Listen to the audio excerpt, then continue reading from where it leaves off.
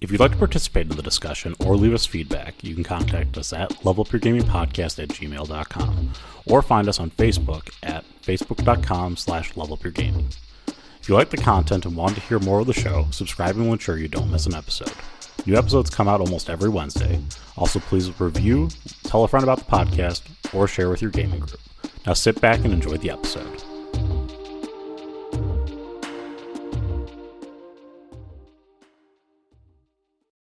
Welcome to the Level Up Gaming Podcast. My name is Aaron, and joining me once again I have Josh. Josh, how you doing tonight?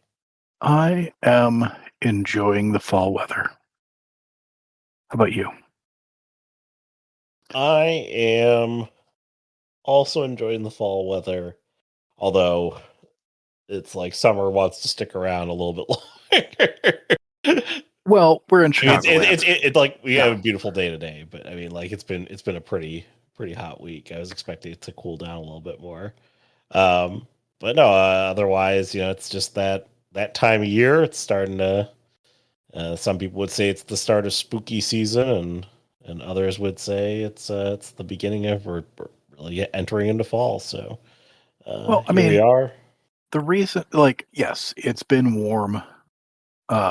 When we're recording this, the temperature has not dropped yet.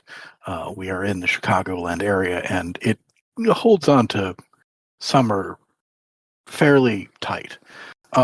When I say I'm enjoying the fall weather, I don't mean the weather outside. I mean the weather inside. See, Aaron, I don't know if you know this, but I am married to a spooky queen. She loves Halloween like nothing else. She waits until Spirit Halloween's open and then does all of our decorations for the house. And I don't mean like just for the holidays. I mean like year round, right? Mm-hmm. Things are up all year. Heck, I'm even drinking a spooky fall type drink. This is butterscotch beer, like root beer, but butterscotch with cinnamon whiskey in it. It's delightful. Wonderful.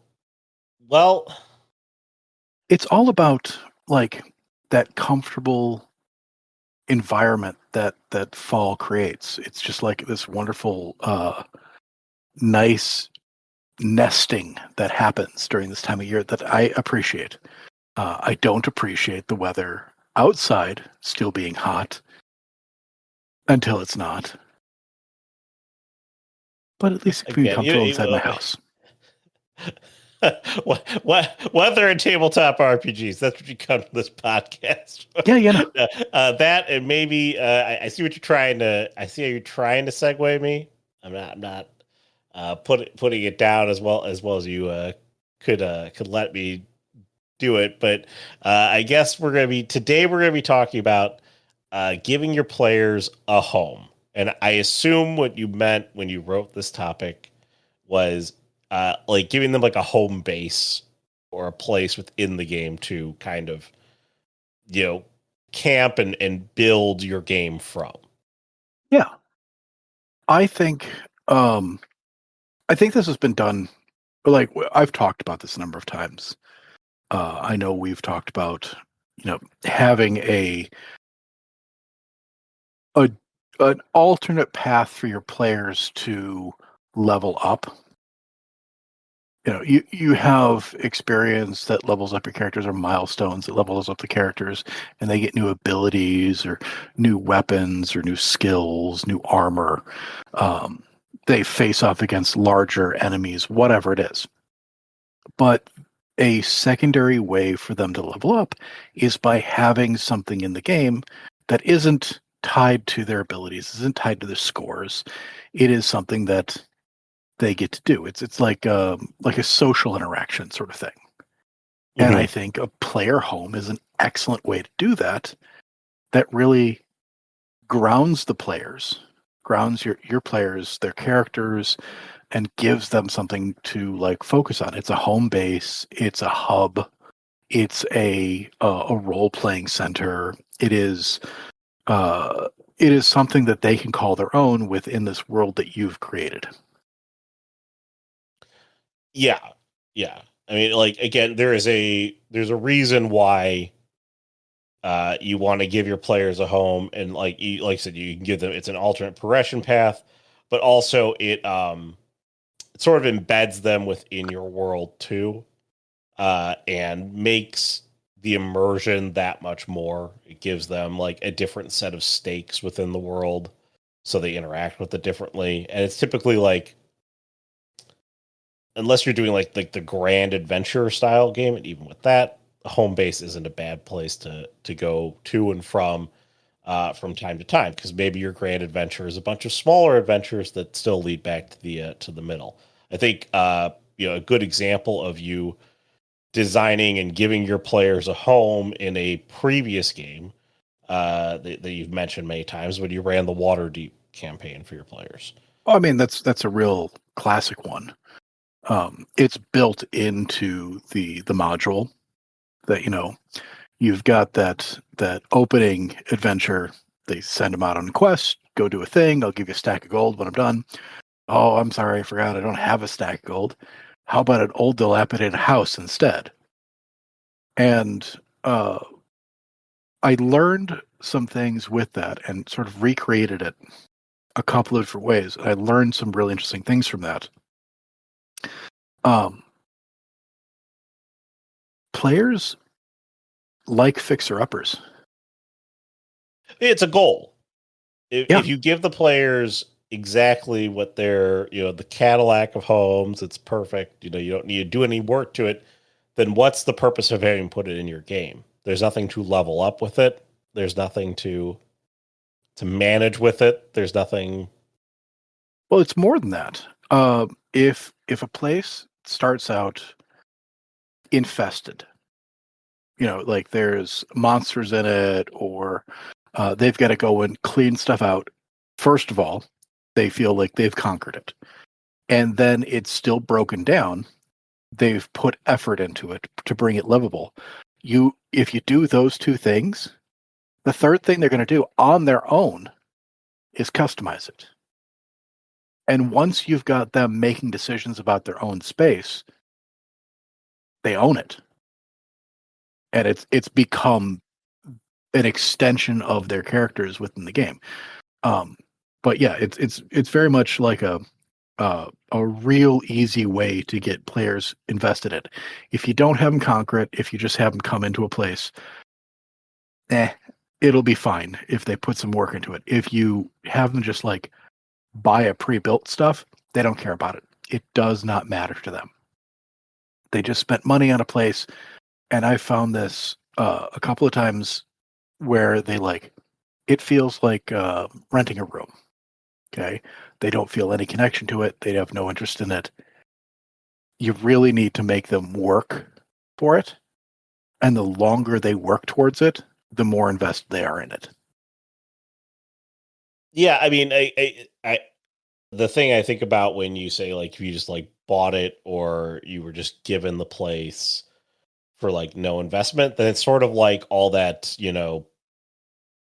crazy amount of gold that you have that eventually you accumulate that like you just don't care about. It's just another piece of gold.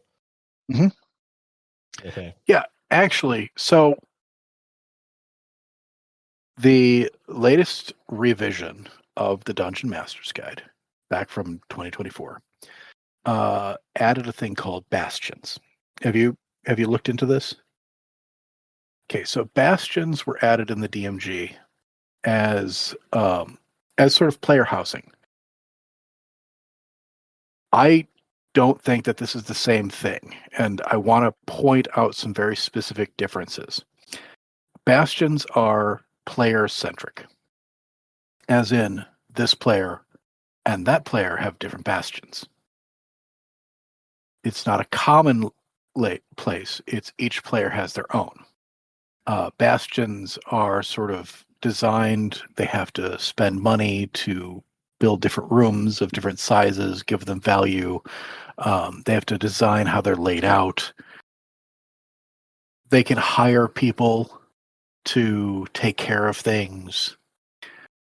And then the DMG actually has the Dungeon Master's Guide. I don't know why I could just...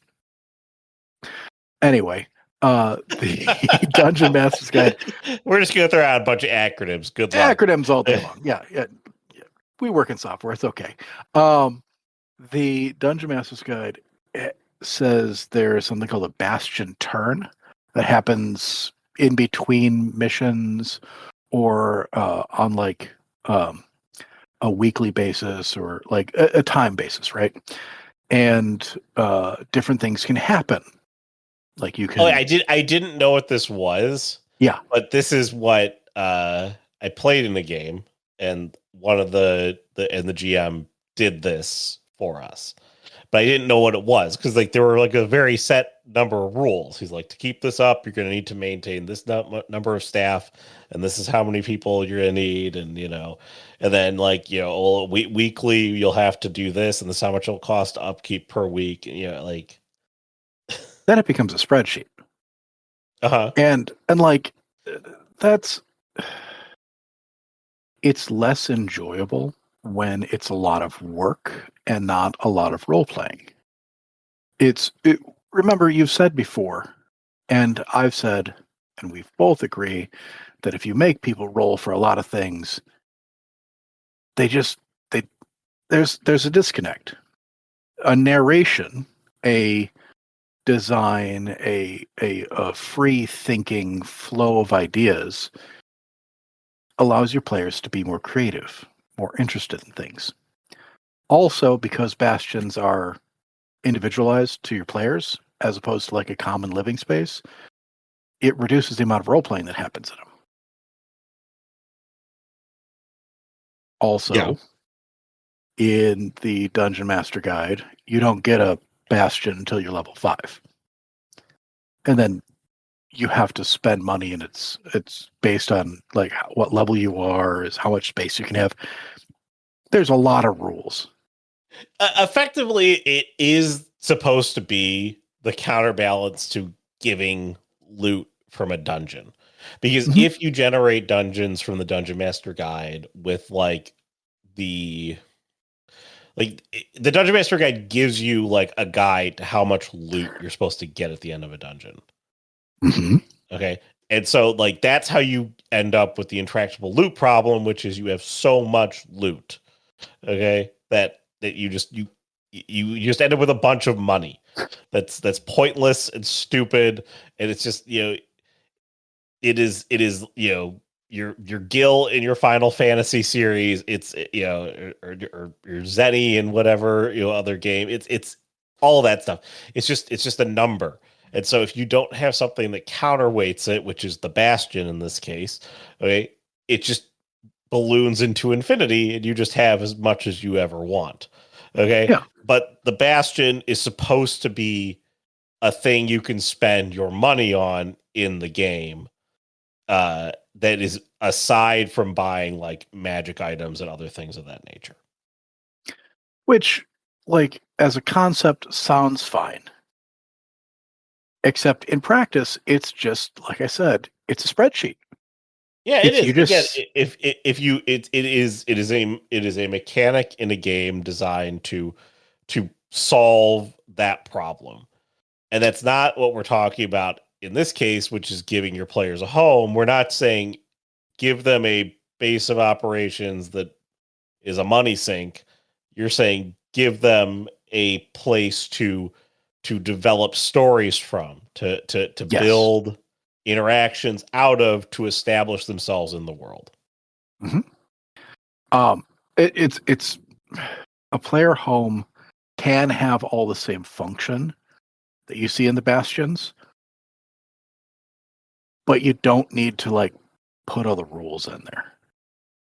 You don't have to make it like a money sink. You don't have to make it there's specific turns and only things happen at certain times, and you need to spend so much money on staff. All of those things can happen as a function of storytelling rather than a function of rules. Right? Mm-hmm. And when you do that, you take it from being oh God, what am I supposed to do at this time? I got to figure out what items I have to do. What do I have to invest? How do I have to build this? Do I have to change the layout of things to make it work better? And you turn it into just sort of like a conceptual role-playing session where somebody's like, hey, I'd like to do this. I'd like to have this space.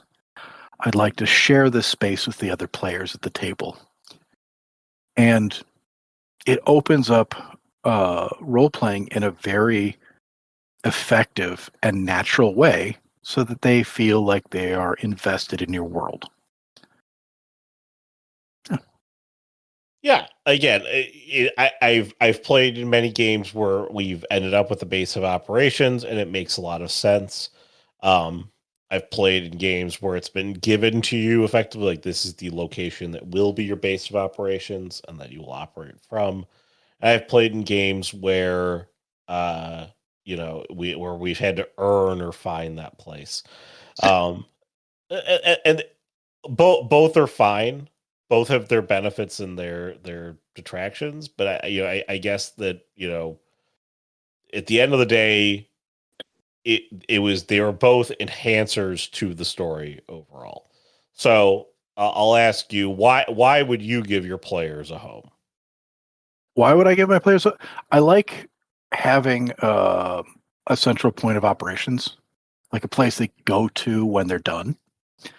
I think one of the key things that I do with the homes that I give my players is I declare it straight up when they get it as this is a safe space. That you won't be attacked in this location.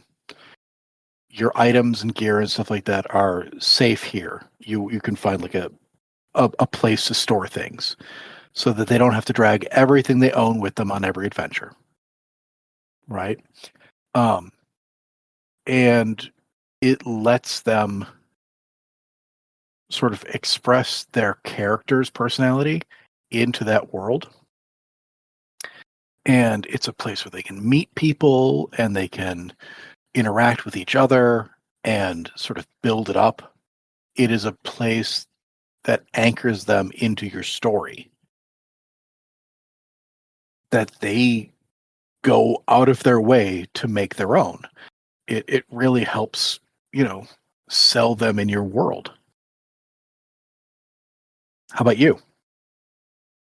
Yeah, I like the idea of having kind of the central location to move players from.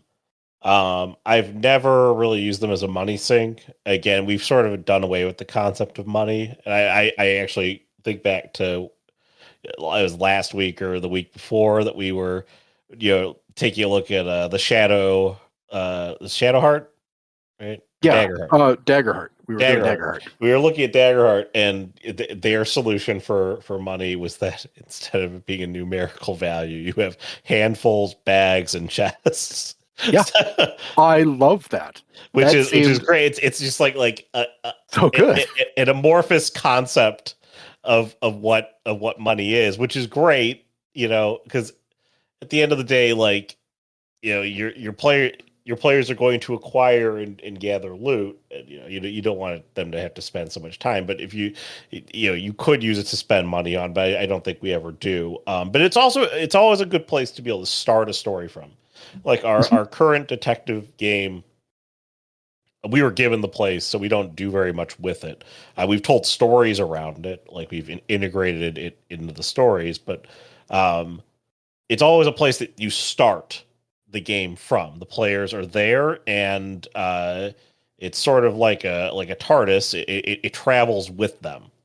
Okay, so that was the design of it, and so you could think. If you had something to travel with you, what other cool things could you do with it? Those are the things that, those are the stories we've told around it, or that I've told around it. But the ability to travel it anywhere is great. And sometimes it can't go places. Sometimes there's, there are reasons why, okay, well, there's 4 of us that live in there. We can't always take it, or there's not a place to bring it with us or something like that. So in some games it allows you to bring that base of operations to the location that you're telling the story. In other games, it is it is given up, but it still is the central hub to which all games sort of originate from. And so it's very familiar, and it is supposed to be a safe place, like you had mentioned. It's always safe inside the walls, but it's very dangerous outside the walls. Mm-hmm. Now we talked about Waterdeep. Yep. Like that's just like I think it's done very well in Waterdeep. Because you are given it, but you have to adventure to get it. Uh-huh. And then while the book doesn't go like super deep into it, it gives you sort of a couple of outlines and like how you're supposed to deal with that second chapter where you've got the place and you're sort of building it up. There is so much supplemental material out there that allows you to like really make that a core focus of the adventure. But players loved that part of the adventure more than they liked the rest of the written adventure. Was just like working at it. But I've done a couple of other times when I've given players housing that has really worked for me. I did have one time where my players were sent to an abandoned mansion that was full of ghosts and zombies and whatnot, and they had to clear it out. And once it was done, then they were tasked with the upkeep of said manor, and it became their base of operations. It was one of those, they were working as guards within a city, and hey, that place has been abandoned for a while, and we can't let it be sitting there like that. So get rid of all the crap that's in it, and now it's yours. And they had to deal with it. Like it was tasked upon them, but they had all this work that had to be done to bring it up to city code, and to allow for what they needed as guards. They needed holding areas, they needed office space, they needed barracks, they needed so they had to sort of repurpose a manor into that way.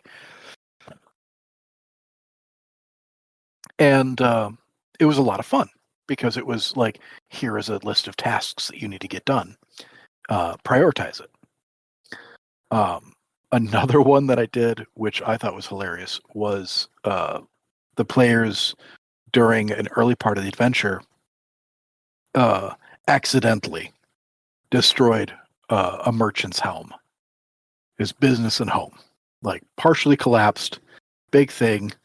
They had to make restitution. And as soon as they had done enough odd jobs to pay for it, the merchant took the money, gave them the keys, and walked away. And they had a half-collapsed merchant, a store with apartments over it that they had to deal with. And they went right to work. So if you've given this to your players before, they'll know what's going on and they'll go for it. And I think it's really nice. You were talking about the TARDIS. Yeah. I was thinking about this as like a nomad game, like a magical tent, or like a doorway that leads into an extra planar space, right? That they could take with them. Doesn't take a lot of room on the outside, but on the inside, maybe they can make it grow. They can put effort into it and build it out. But it's a place that is sort of safe, that they can go back to at any point.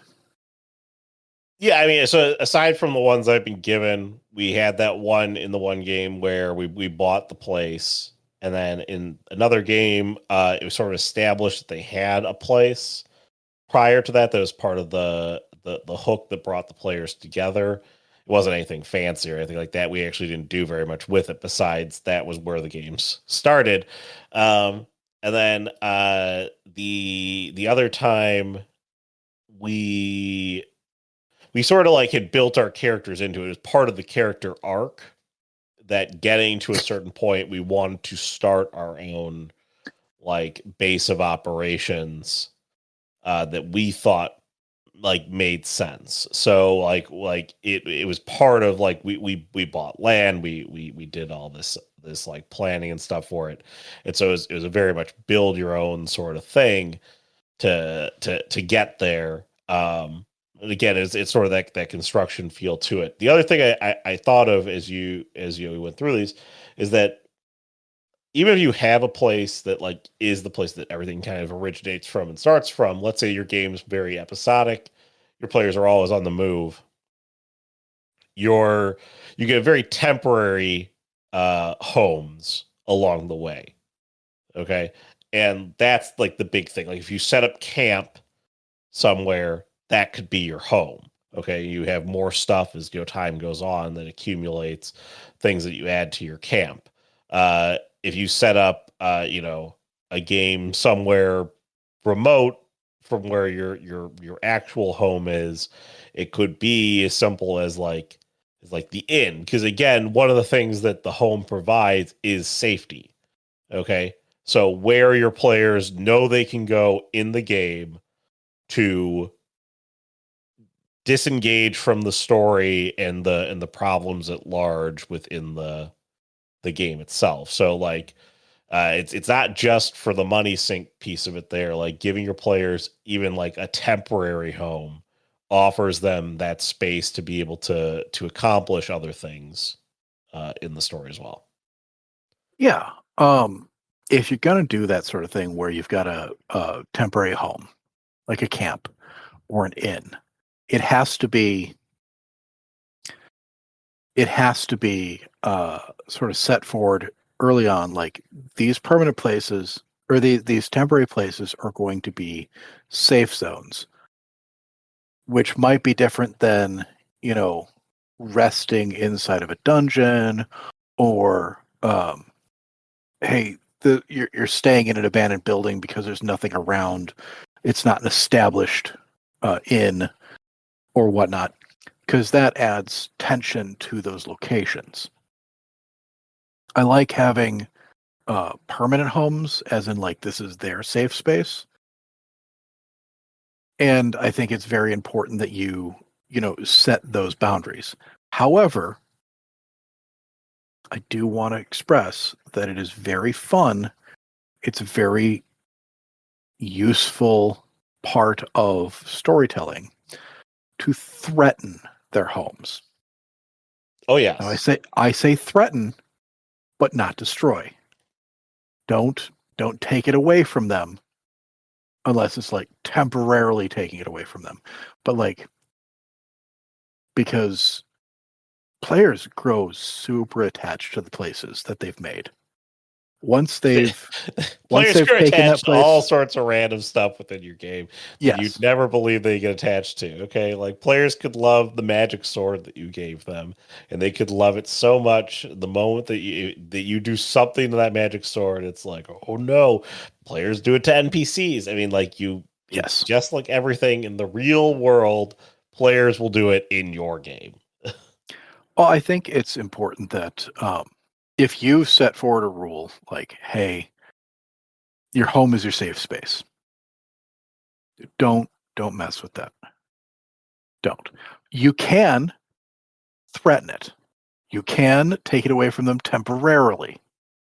Like, this is motivational. This is like this. A threat to their home is a great way to make them mad. Taking their home away from them temporarily is a great motivation to get everyone against you. If you destroy their stuff, they will not forgive you. Not the character that did the thing, you, the GM. They will be mad at you personally. Okay? Watch it. You can, okay? You can. I'm not saying destroy their stuff, but like again, this is the threat. You can still have conflict outside the walls of the home. Like somebody comes and attacks your home. Okay? Like that could be established as a scene. It doesn't mean that, like, when I say it's a safe space, I mean that there are times when your players are going to go there to get respite and wait and think about their next move. those are safe times. Okay. And generally speaking, in those four walls, it's a safe space. However, even within that game, you are still allowed to bend that rule and say, establish after that scene that here comes a scene that happens in the home that is not safe. Okay. Well, I think a great way to sort of establish that as a possibility is, yes, your home is a safe space, but it's also the place where you get the next mission, the next part of the quest. You entertain NPCs that are going to give you information. And whenever you bring somebody into your home who is not, a player at the table, you've introduced drama. You've introduced the element of surprise and role play, which is core to the whole thing that we're looking for here is story. And ramp it up. I think absolutely there can be danger just outside the house, outside their home. I've got a note in here. What about a siege? That sounds fun. You could siege their home, and they've got to protect it from the inside. It sounds like a great time. All that money and effort that they've spent, building up this place, and now they have to physically protect it. Yeah, your players will be all about that if they've developed this attachment to their property. Yeah. Yeah. No, again, these are ways that you can make that you can add a little bit of flavor to the home itself. Again, it's not just a tool for the players to to use. In that case, it's about developing interesting stories around it. So once you've given it to your players, it all comes down to how are you going to make it,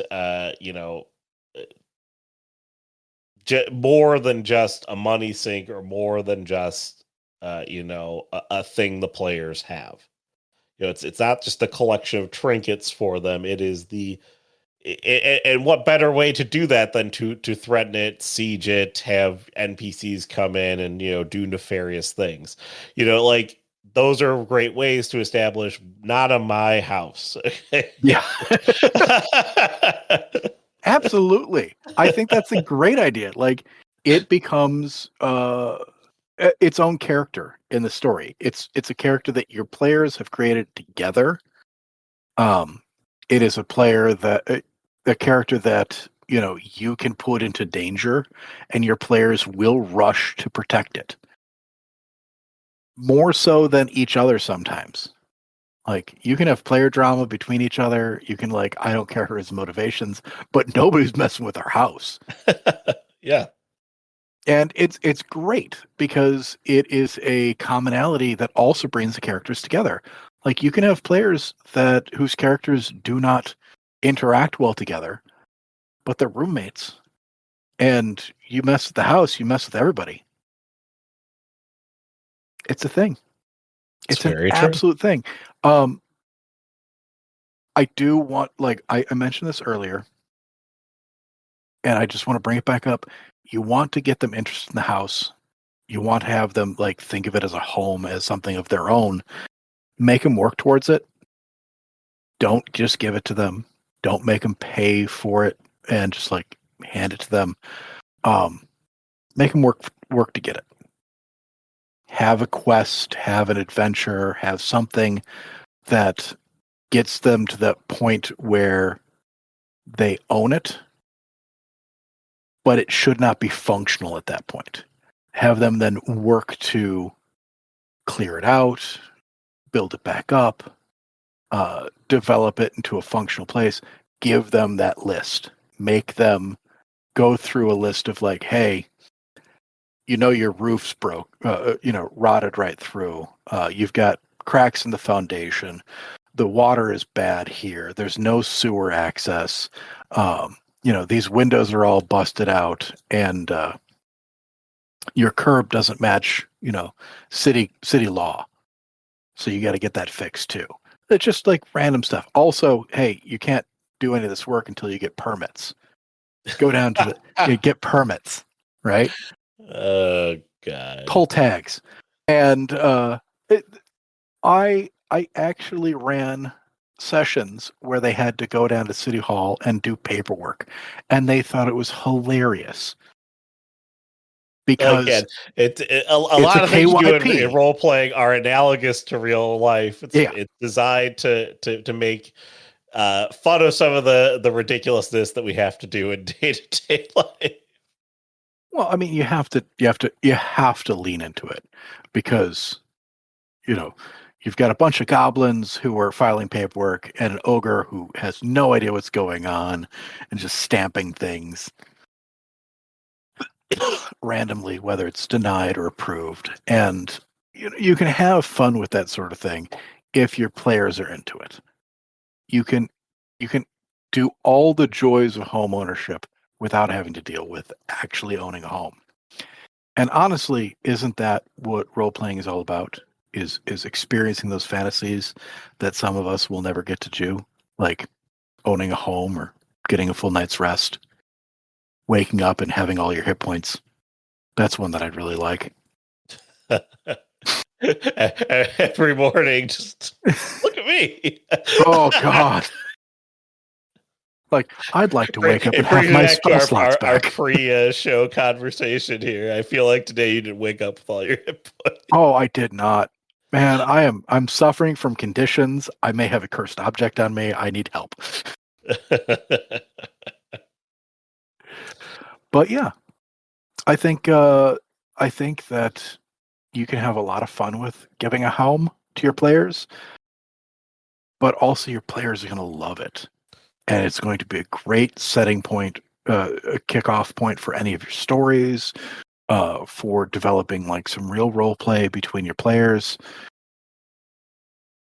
You have to make them work for it. But once you do, it needs to be that safe space for them to be comfortable. Like they've worked for it. Reward them with that. I agree. Do you have anything else you want to add to this topic? I mean, we did mention some of the Bastion stuff at the beginning. I think that the rules they put in the DMG for, like creating magic spells or running a shop or a pub and stuff like that, those are fun. They are interesting and fun. And if you're running a D&D game and you're looking at them and you're like, this looks fun and interesting, go for it. There's no reason you can't incorporate that into a home. But understand, the more rules you throw at this, the less it's a fun thing for your players to have and to role play with, and more of a job that they have to keep up. So, KYP.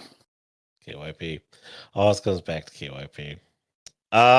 If you have thoughts on giving your players a home base or a home within a game, let us know. levelupgamingpodcast@gmail.com or facebook.com/levelupgaming. The podcast is also on YouTube, so you can smash the like button there, subscribe to it there. Otherwise, if you are a podcast listener on regular podcast mediums, we're available on all of them. Download the podcast, subscribe to it, review it, recommend it to a friend, all those good things. And that'll wrap us up for the week. So for Josh, I'm Aaron. Have a good week, everyone. Bye.